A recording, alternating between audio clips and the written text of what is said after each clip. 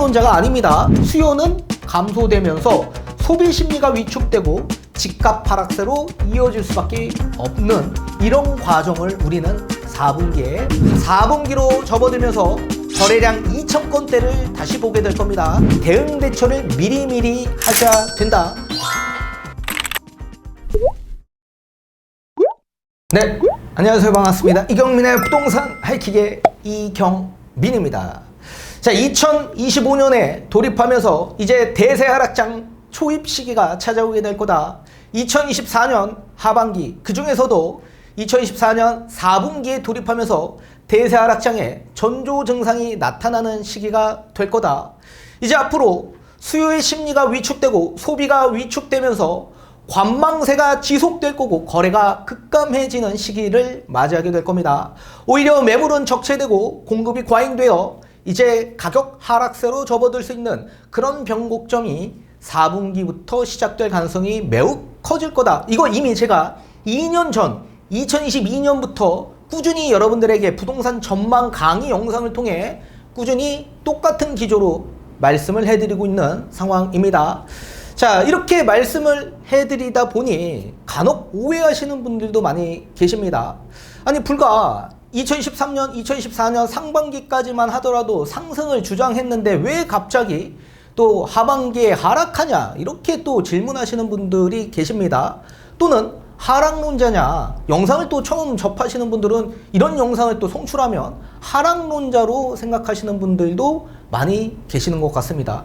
자, 저는 하락론자가 아닙니다. 그리고 모든 자산시장은 우상향하되 상승과 하락이 공존한 채 우상향한다라는 걸 잊지 않으셔야만 합니다. 저 또한 마찬가지 다주택자이고 부동산 투자 회사를 운영하는 입장에서 집값이 상승돼야지만 저한테도 이롭습니다. 그런데도 불구하고 제가 이렇게 꾸준히 여러분들에게 하락에 대해서 말씀드리고 주장해 드리는 그런 입장은 앞으로 찾아올 수 있는 이런 시장의 흐름에 미리 대처하고 대응하기 위한 목적에서 우리 구독자님들을 위해서 미리 말씀해 드리고 있는 상황입니다. 자, 지금 집값이 높은 상황에서 그동안 상승기 때 매도를 하지 못하셨던 수요층들은 지금이 매도할 수 있는 유일한 적기라고 보여지고 있고, 반대로 집값을 저렴할 때 매수하지 못하셨던 분들은 기회를 놓쳐 이제 평생 기회가 없는 게 아니라 앞으로 또 다시 기회를 창출할 수 있는, 기회를 얻을 수 있는 그런 시기가 찾아오게 될 거다. 우리가 흐름을 알게 되면 이렇게 대응 대처를 할 수 있기 때문에 너무 조급하게 우리가 움직이지도 않고 실수를 하지 않은 그런 상황으로도 갈 수밖에 없겠죠. 그래서 오늘 시간은 여러분들에게 앞으로 찾아올 수 있는 이런 하락장의 여러 가지의 이유와 그 과정을 좀 설명해 드리고자 합니다. 따라서 지금 영상을 처음 보시는 분들 입장에서는 제 영상, 유튜브 영상 재생 목록 가시면 역대 부동산 전망 강의 영상들이 있습니다.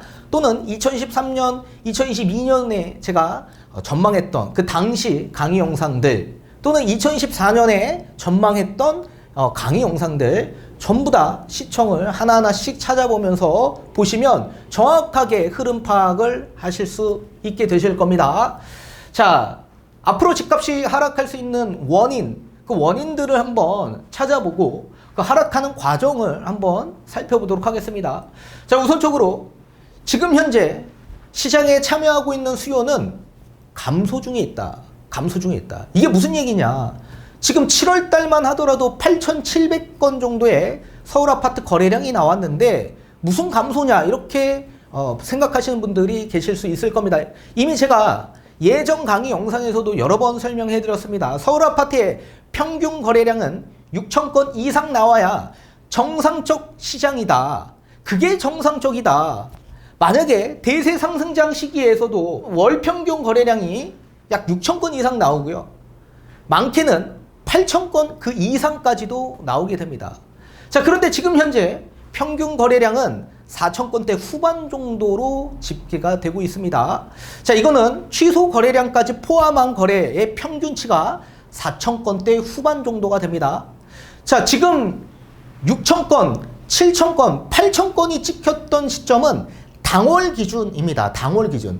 자, 제가 말씀드리는 평균 거래량은 1월 달부터 12월 달 약 1년치의 거래의 평균을 뜻하는 겁니다. 그게 6천 건 이상 나와야 정상적 시장이다.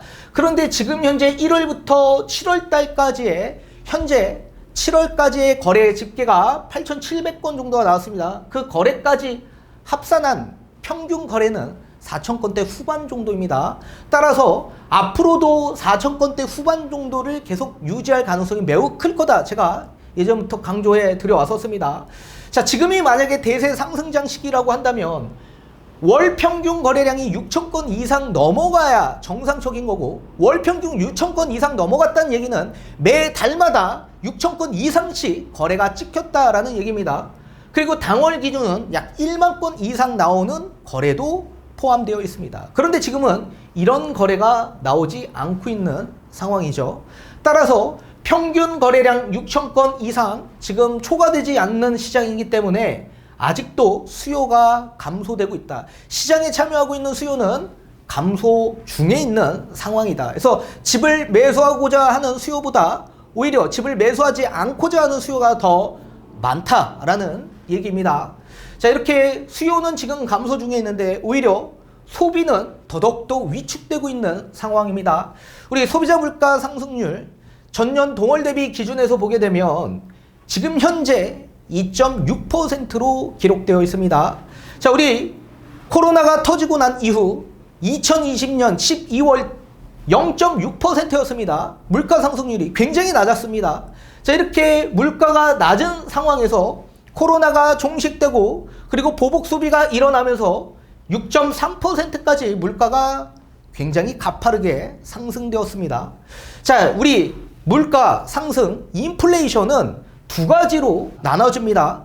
비용 인플레이션이 있고 수요 인플레이션이 있습니다. 우리 원자재 가격이 상승되는 건 비용 인플레가 발생되었기 때문에 상승이 되는 거고, 반대로 수요 인플레이션은 소비가 지속적으로 증가되면서 수요 인플레가 발생이 되면서 인플레이션이 발생되는 겁니다. 자, 따라서 6.3%까지 상승된 건 앞에 설명드린 것처럼 코로나가 종식되고 이제 그동안 코로나 시기에 돈을 많이 벌었던, 주식과 부동산 시장에 돈을 많이 벌었던 그런 수요층들이 시장에 참여하고 돈을 쓰면서 수요 인플레가 크게 발생되었고, 이러면서 비용 인플레와 함께 작용이 되면서 6.3%까지 상승하게 되었던 겁니다. 그런데 지금 현재 전년 동월 대비 2.6% 상승이 나온 겁니다. 예전에 비하면 크게 둔화되었다라는 얘기입니다. 물가가 이렇게 크게 둔화된 이유가 뭡니까? 지금 비용 인플레, 원자재 가격이 하락했습니까? 아니죠. 원자재 가격은 계속적으로 높아지고 있습니다. 우리 공사 비용만 하더라도 아파트 공사 비용이 평당 약 한 600에서 700만 원 정도 된 수치였었습니다. 예전에. 그런데 코로나 이후 지금 현재 비용 인플레이션 크게 발생이 되어 공사 비용이 지금 강남에서만 1,000만 원이 넘습니다. 강남의 리모델링 지금 1,000만 원 이상의 수준으로 공사비가 책정되고 있습니다. 그 정도로 지금 인플레이션이 지속적으로 발생이 되었기 때문에 지금 원자재 가격은 지속적으로 상승되고 있다. 그런데도 불구하고 그렇다면 물가 상승률이 계속 높아져야 정상적인데 예전에 비해서 둔화된 거는 그만큼 수요 소비가 엄청나게 축소되었기 때문에 그렇다. 수요 소비가 위축되었기 때문에 수요 인플레가 예전에 비하면 크게 낮아짐에 따라 소비자 물가 상승률이 예전에 비해 크게 둔화된 겁니다. 따라서 지금 현재 여러분들 소비 안 하고 있습니다. 그동안 외식을 굉장히 많이 했던 것들도 이제는 가정에서 조리해서 식사하고 계시죠. 그리고 이제는 앞으로 물가 목표치 2%까지 돌입하면 해외여행을 가지 않을 거다. 제가 이렇게 말씀을 해드렸었습니다. 그리고 물가 목표치 2%에 미달되면 이제 디플레이션 심리가 크게 발생이 되면서 돈을 아예 쓰지 않는 가계 긴축으로 가는 그런 시장으로 전개될 거다.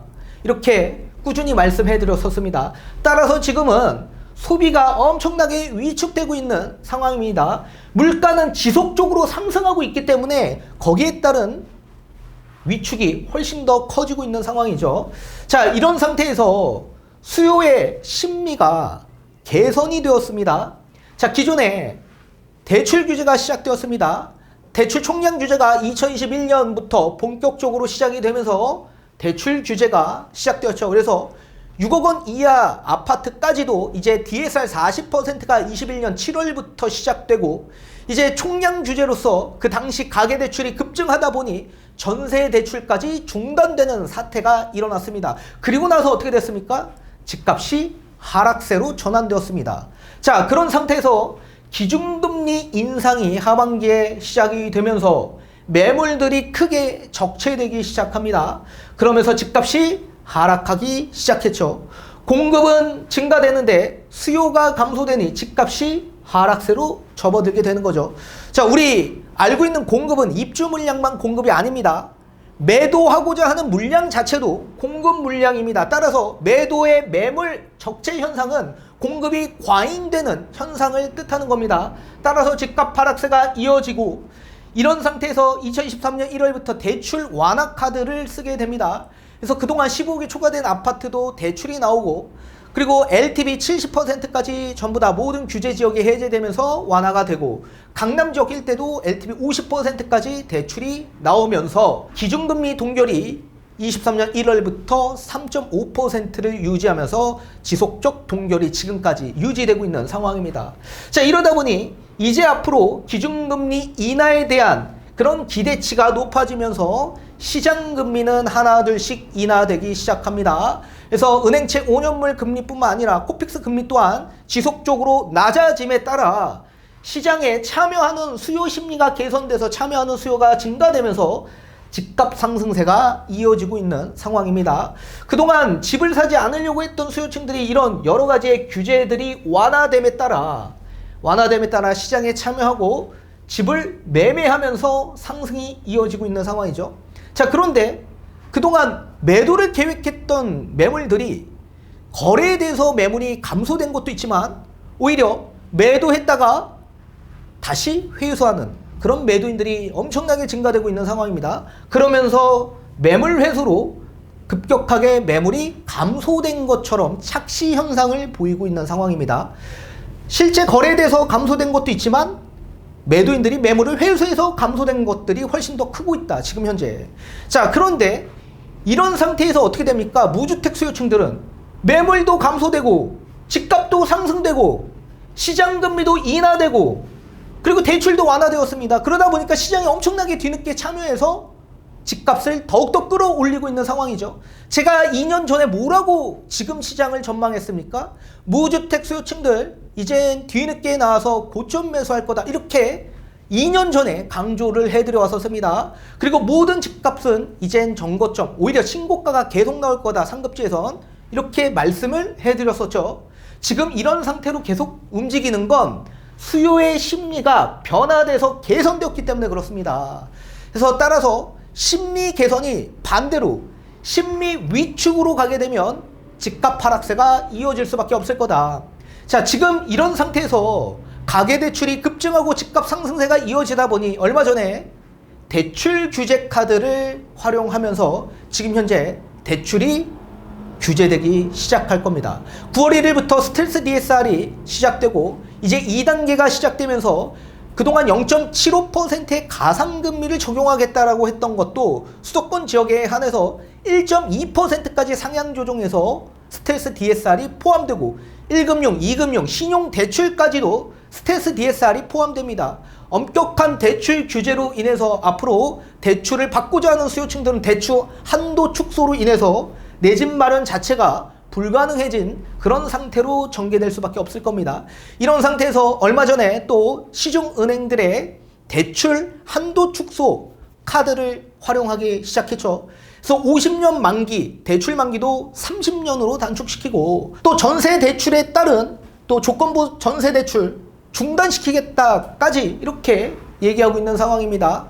한도가 앞으로도 계속 축소가 되고 있고 대출을 받지 못하는 수요가 앞으로도 더욱더 증가될 가능성이 매우 커지는 시장으로 전개되는 겁니다. 자, 이런 상태에서 지금 시장 금리는 지속적으로 인상되고 있는 상황입니다. 자, 그동안 변동금리가 5% 이상 넘어갔던 고금리에서 이렇게 기준금리가 동결되고 기준금리 인하에 대한 기대감이 높아지면서 미국 10년물 채권금리가 낮아짐에 따라 시장금리 또한 낮아졌습니다. 자, 이렇게 낮아져서 변동금리도 3%대까지 진입한 상황이었습니다. 3.5%의 시장금리를 보였었는데 불과 며칠 만에 1%포인트 정도 상승한 수치로 시장금리가 올라갔습니다. 은행의 가상금리가 인상이 되면서 시장금리 또한 마찬가지 인상되기 시작했습니다. 그리고 고정금리 같은 경우에는 고정금리도 마찬가지 2%대까지 진입을 했었는데 지금 현재 3.5% 이상 넘어가는 수치가 나온 겁니다. 변동금리는 지금 4.5에서 5.5%까지 급격하게 시장금리가 높아지면서 지금 은행의 주택담보대출의 금리가 지속적으로 높아지고 있는 과정에 있다. 따라서 대출을 받아서 내 집 마련하고자 하는 수요가 더욱더 감소될 수밖에 없고 지금은 투자장이 아니라 실수요 장세입니다. 그런 실수요 장세에 이런 대출 한도 축소와 대출 규제 그리고 주택담보대출의 금리 인상 여파가 분명히 시장에 엄청나게 수요 감소로 이어질 수밖에 없을 거다. 그리고 이제 기준금리 인하가 이제 앞으로 시작이 될 겁니다. 기준금리 인하가 시작이 되면서 집값이 폭등하는 게 아닙니다. 기준금리 인하가 되는 건 이미 시장에 선반영돼서 금리가 이미 낮아진 상태에서 수요가 급격하게 증가되었던 겁니다. 우리 신생아 특례대출 9억 원 이하도 1%대 초저리 금리로 주택담보대출을 받을 수 있었고요. 또 가계대출, 일반 대출도 마찬가지 3%대 그리고 2%대까지도 저리로 대출을 받아서 내 집 마련이 가능했었던 겁니다. 자, 그런 상황에서 기준금리 인하가 된다라고 하더라도 이미 선반영되어 있는 시장이었기 때문에 효과가 미비하다. 또한 기준금리 인하에 대한 효과는 경기 침체 인식으로 팽배해질 수밖에 없을 겁니다. 지금 11월 달 미국 대선이 끝난 이후부터 그동안 감춰져 있던 이 경기 침체의 현상들이 시장에 엄청나게 부각되며 나타날 수밖에 없을 겁니다. 자, 이런 상태에서 경기 침체 인식으로 인해 결국 주식의 주가가 폭락할 가능성이 매우 커질 수 있는 그런 시장이 전개될 거고, 얼마 전에 제가 말씀드린 것처럼 엔비디아가 지금 뉴욕 증시를 계속 성장세를 이끌고 있던 종목이었는데 그 종목 자체가 지금 호실적인데도 불구하고 주가가 폭락했습니다. 이렇게 폭락한 거 그만큼 시장 증시에 힘이 굉장히 많이 빠져 있다. 그리고 여러 지표에서도 하락 지표로 전환되고 있는 그런 지표로 보여지고 있다. 제가 이렇게 말씀을 해드렸었죠. 이런 상황에서 수요가 감소되고 또 침체 현상의 인식으로 앞으로 거래량이 더욱더 급감해질 가능성이 매우 커질 겁니다. 저는 개인적으로 다시 4분기로 접어들면서 거래량 2,000건대를 다시 보게 될 겁니다. 2,000건대, 지금 현재 8,700건대입니다. 그런데 8월 달에 거래가 급감했습니다. 약 30% 정도 거래가 7월 대비 급감한 상황입니다. 2024년 8월 31일 기준에서 7월 달보다 지금 현재의 30% 감소된 수치로 지금 발표되고 있는 상황입니다. 이런 상태에서 아마 8월 달은 5,000건대 후반 또는 6,000건 정도 수준에서 아마 거래가 찍힐 가능성이 있고, 이제 9월부터 대출 규제가 본격적으로 들어가면서 다시 4,000건대로 낮아질 가능성이 매우 커지는 시장이 찾아오게 될 겁니다. 그리고 겨울로 접어들면서 2,000건대 또는 3,000건 초반 정도 수준에서 거래가 형성될 가능성이 매우 커지게 될 거다. 따라서 월평균 거래량 6,000건 이상은커녕 제가 꾸준히 설명드렸던 월평균 거래량 4,000건대 후반까지 낮아질 가능성이 매우 커질 거고, 그렇게 월평균 거래량이 낮아지는 건 수요가 그만큼 감소된 시장이다 라고 보셔야만 합니다. 자, 이렇게 거래가 급감하게 시작한다면 그동안 집값 상승세를 기대하고 매물을 걷어들였던 매도인들은 잠재된 매도 물량입니다. 언제든지 시장이 급변하면 다시 시장에 출회될 수 있는 매도 물량입니다. 그런 매도 물량들이 회수된 매물이 출회되면서 매물이 다시 적체되고 시장에 큰 충격을 줄 가능성이 매우 커질 거다. 그동안 우리가 이게 착시효과라고 그랬습니다. 매물이 감소되는 건 거래가 증가돼서 매물이 감소되는 것도 있지만 매물들을 대부분 다 걷어들였다. 집값이 높아지는데 이 금액에 내가 매도할 수는 없는 거 아닙니까? 그러니까 매물을 걷어들이고 지켜보는 겁니다. 그런데 만약에 시장에 변곡이 생겨서 시장이 갑자기 급변하기 시작한다면 매물이 다시 시장에 출회될 가능성이 매우 커지겠죠. 그러면서 적체의 현상이 다시 시작할 겁니다. 그러면 시장의 충격에 매도 물량이 증가되면서 공급이 과잉이 되고 반대로 수요는 감소되면서 소비 심리가 위축되고 집값 하락세로 이어질 수밖에 없는 이런 과정을 우리는 4분기에 보게 될 겁니다. 누차 강조해 드립니다. 제가 이런 말씀을 드리는 건 집값이 하락하니까 이젠 하락세, 저는 하락론자입니다, 이렇게 주장하는 게 아닙니다.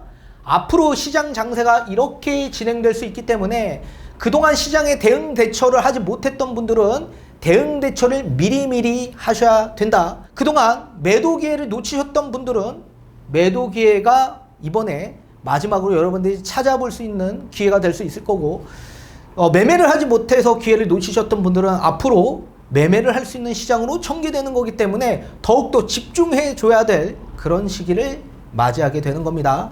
기억하십시오. 다시 한번 유튜브 메인 홈페이지 재생 목록 가시면 여러분들 보기 쉽게끔 제가 잘 카테고리 형식으로 영상들 모아놨습니다. 무조건 다 시청하셔야 됩니다. 그래야 이해가 됩니다. 아시겠죠? 자, 다음 시간에 다시 한번 찾아뵙도록 하겠습니다.